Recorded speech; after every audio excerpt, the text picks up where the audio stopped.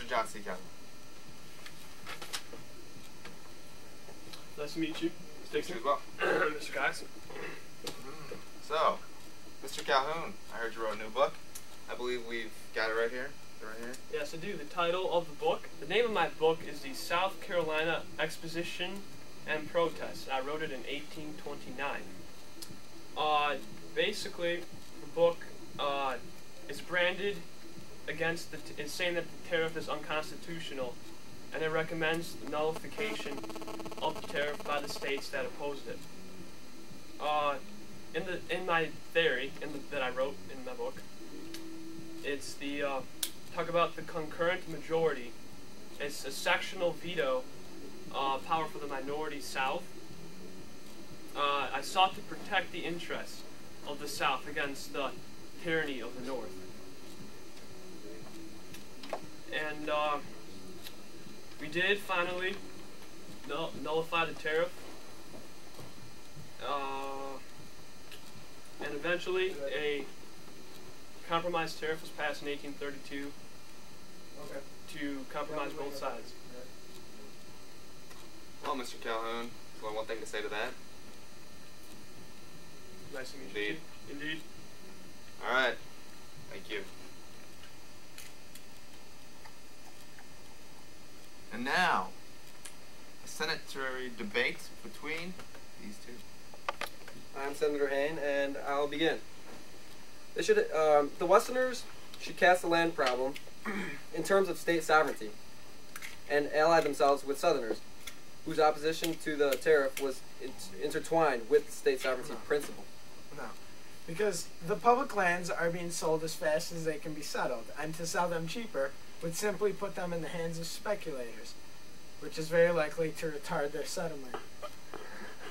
And the current policy is necessary due to the terms under which the lands were acquired. No.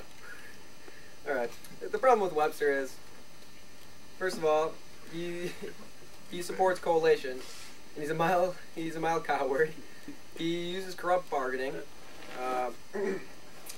He also, Webster, full of bull. He's inconsistent about whether the public land should be used to generate revenue or not. And one other thing on his record is he defends slavery and attacks its enemies. No, because absolutely not. Because New England is the West's true friend, having given them the Northwest at least a rational system of land sales, and having kept slavery out of the Northwest Territory.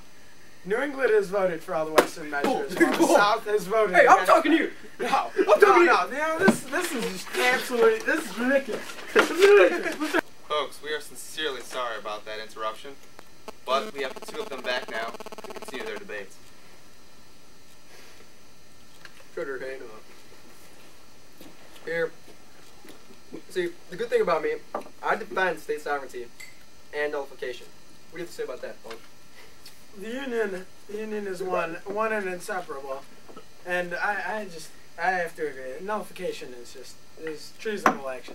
Should they just please, well, please. I condemn your disloyalty during the War of 1812, and your inconsistency on the tariff issue and the tariff abomination. The people, not the states, frame the Constitution, Mr. Hayne. Okay? The people, not the states. This is a democracy we have, run by the people.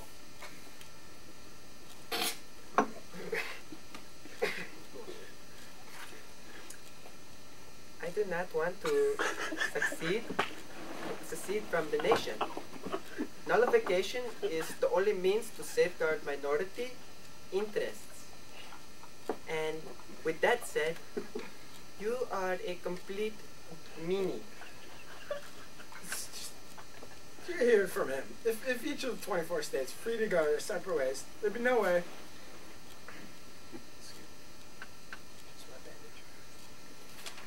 There'd be no way, but it would only be a rope of sand, that type of liberty. It just wouldn't work. And the Union now forever, one and are inseparable. How do you have to say about that, sir? The great compromiser, Henry Clay. Mr. Henry? So, you've come to the show to tell us something very important, haven't you? I have. What's this? Well, basically, I proposed the compromise tariff of 1833. It was basically a gradual rate of reduction of the tariff to eventually equal that of the tariff of 1816. Yes. It postponed the conflict of the tariff issue, and South Carolina basically stopped the nullification ordinance, which led to the crisis being subdued, and also Congress making the force bill. And the force bill basically authorized the president to use military force to collect tariff duties. So thus, I ended the crisis, which could have thrown the North and the South into a civil war 30 years earlier than it actually occurred. Very nice, Mr. Clay.